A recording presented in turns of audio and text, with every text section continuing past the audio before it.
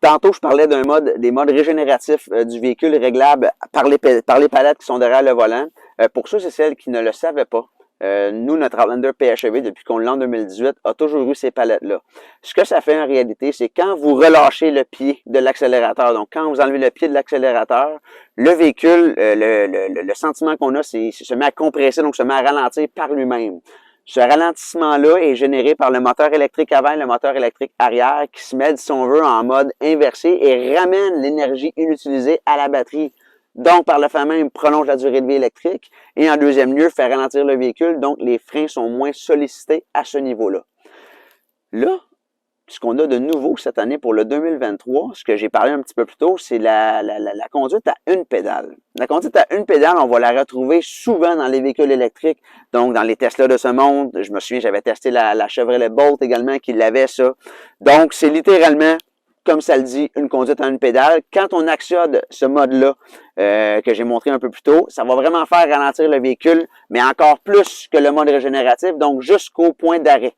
En réalité, jusqu'à 5 km/h. Et le manufacturier a voulu faire ça jusqu'à 5 km/h pour que les gens qui l'utilisent freinent quand même à la fin.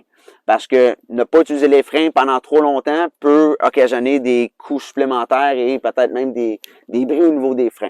Donc, quand on actionne cette pédale-là, quand on actionne ce bouton-là, excusez-moi, ça va faire le même travail que les modes régénératifs actionnés par les palettes, excepté que ça va être un petit peu plus amplifié et va être arrêté presque au point mort.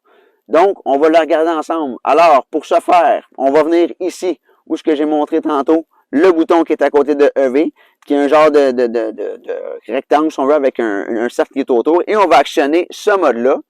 En actionnant ça, on va le voir apparaître dans le tableau de bord qui est juste au bas, à côté du badge Ready et du 47 km. On le voit dans le fond en vert qui est juste ici.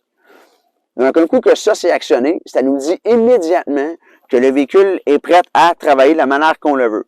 Donc, pour la première fois, laissez-moi le tester pour vous et laissez-moi vous montrer qu'est-ce que ça va faire. Donc, tout ce que je fais, c'est que je le mets en mode drive encore. Je suis déjà en mode conduite à une pédale. Je ne fais qu'accélérer et je vais relâcher ensuite. Donc là, on part.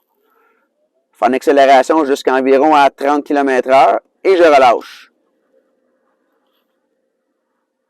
Là, voyez-vous, il relâche juste à la fin pour que j'applique quand même les freins pour éviter que les freins s'enrayent ou qui deviennent, dans le fond, plus usés plus vite.